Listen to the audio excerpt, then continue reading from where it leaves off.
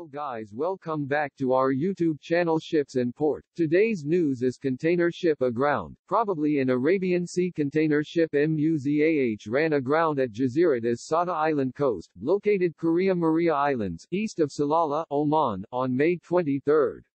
Hull of ship was breached in engine room area, which was flooded. The ship issued distress signal. Royal Oman Air Force scrambled helicopter and evacuated all 12 crew, including 6 Syrian and 6 Indian nationalities.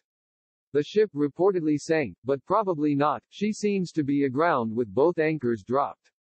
Understood she anchored but couldn't hold on, and drifted in shallow waters. As of 0620 UTC May 24, no ice during last 18 hours. The ship was en route from Mukalla, Yemen, probably to Dubai, UAE. She was trading between Mukalla and UAE ports during last 12 months, at least.